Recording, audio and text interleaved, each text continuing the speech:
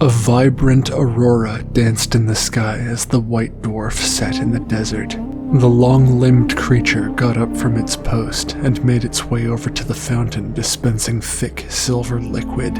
It hooked one of its claws through some sort of handle at the base of the fountain and withdrew a golden bowl from the drawer. The creature then held the bowl under the flow of the fountain and watched as it began to fill with liquid, and then lifting it to its lips, drank before placing the bowl in front of me. "You can't be serious," James started as carefully I grabbed the bowl in both hands. "Don't worry, I won't ask you to do it." I'm not sure why, but I had an affinity toward these creatures. I trusted them. I lifted the bowl to my lips and drank, trying to drown out further protest from James. One sip was plenty. It was extremely bitter, and I nearly tossed the bowl into the fountain by accident while placing it back on its ledge. The fluid was chalky, dry. I had no idea how I was going to swallow it. But before I could, it was gone, absorbed by the skin on the inside of my mouth. The back of my throat felt itchy for a moment, and I started to cough. I could hear James rise to his feet behind me. "It's okay," I told him, as the feeling dissipated. I looked back to our guide, whose face was pointed up to the sky. The light over the desert was fading quickly, and the stars of Andromeda twinkled in from above. What were we waiting for? A hallucinogen to kick in? Movement caught my eye in the sky over my head, a dark haze creeping silently over the stars and the glow of space. Perhaps it was a bat, or whatever this world's equivalent of that might be, but the darkness seemed to be forming long strips like the legs of a spider. The creature who had joined me in drinking the liquid raised its arms to the sky, and behind the clouds far on the horizon, a statuesque face emerged. It appeared stoic and chiseled, but had no real eyes or an openable mouth. It took me a moment to realize it wasn't hovering in the atmosphere, and the only light that reflected on its face was from the star that had just set on the horizon. This massive creature was in outer space, and yet its face appeared hundreds of times larger than this planet's own star in its sky.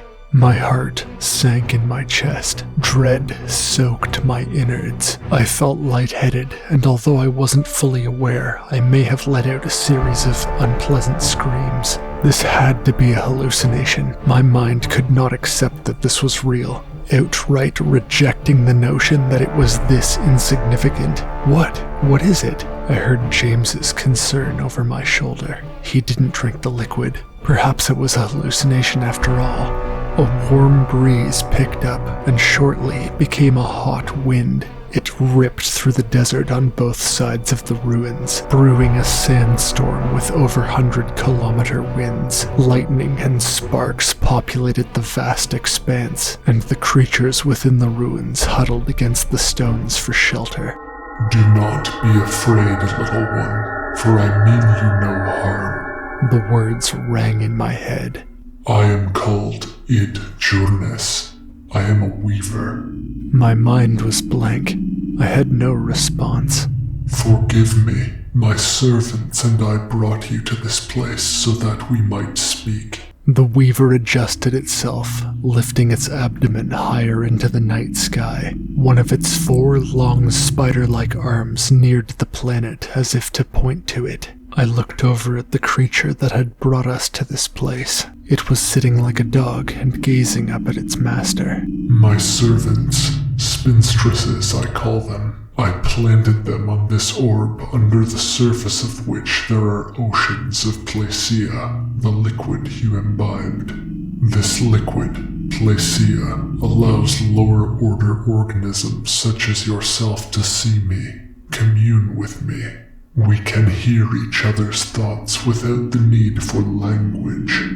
So, little one, what is your name?" It took me a moment to realize I was meant to respond. "They call me Nick," I answered in the manner he spoke. "Nick ud Ubix," the weaver added. "I sense that you are of the void, little one." What? I don't know what you mean." "I thought not. You would likely not have ventured here otherwise. It would seem you have been made a winnower's thrall. What do you mean, a winnower? They are the sworn enemies of the Weavers. We Weavers facilitate the creation of black holes and hold galaxies together. Our purpose is to fold the universe back into the place it existed in the beginning. The Winnowers, however, have a different goal: to drive all things apart and to maximize entropy. They are responsible for the universe's constant expansion. There are many more Weavers than Winnowers, but they are much larger than us, and their power far exceeds ours. I have read your thoughts, Nick and Ubix. Tell me, do you remember exhaling an eel? I was breathless as I recalled it. One of the first times I was out on my ship. Darkness managed to enter the cockpit and I inhaled some. Moments later, an eel had grown inside my lung and slipped out. I had thought that was that, but it still lives in you. You are what we would call the Winnower's Void Mother, and you store within you much of its power. I was starting to hyperventilate, remembering the black veins. Maybe that tall alien I punched hadn't been light. Maybe it was knocked back by something within me. Winnowers grow quickly, but they can only reproduce once every 5 billion years. Through no fault of your own, I suspect you inhaled an egg laid by Ubex Grata. He is an ancient winnower who patrols an area of the universe 100 times larger than that you humans have discovered to date. An eel 15 times longer than the span of my outstretched arms. The span of an average galaxy. Even now, his child, the one you birthed, is growing to that size. Come to think of it, you may have encountered Ubex Grata on your way here. He recently passed through the void between your galaxy and mine. I wondered if this massive creature the Weaver spoke of was what we encountered near the wormhole. It was so large the ship thought it was a black hole, but apparently it was even larger than that.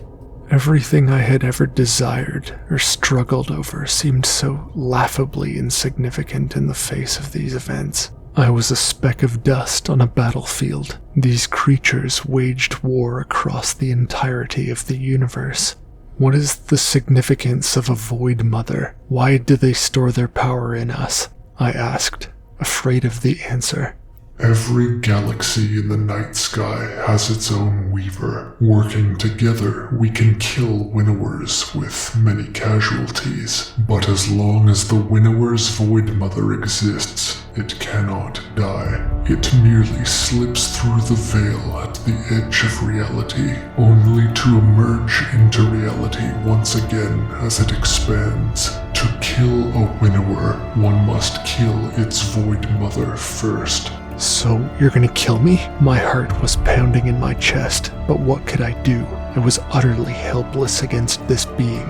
No, Nick Ubix. Your child is still small and nameless. I am more interested in the father of your child. With your help, I may find and kill the Void Mother of Ubex Grata. Void Mothers do not age. I believe Ubex Grata has hidden away his Void Mother somewhere for the last 11 billion years. I have no idea how I would even begin to help with that. It is simple. You would drink the Placia, and then you would dream. Knowledge travels fast across the void.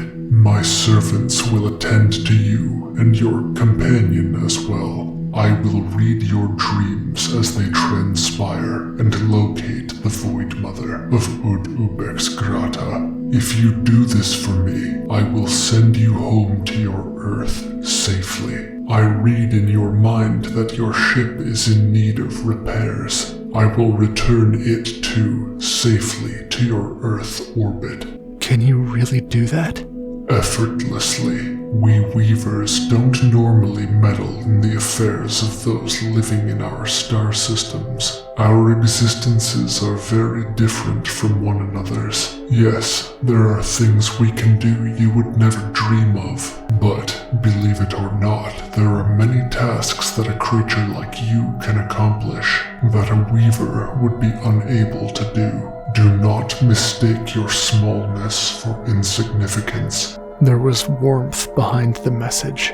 "It's a deal," I said resolutely. "I'll get started right after I explain what's going on to my friend James. But Journess, was it? Is there any way besides dying that I can stop being a Void Mother myself?" I felt violated to know that I was the backup plan for a space worm. You have a noble soul, Nick Ubix. I'm afraid I do not know. I will consult with other weavers, including Idthrena of your own Milky Way. I owe you that much.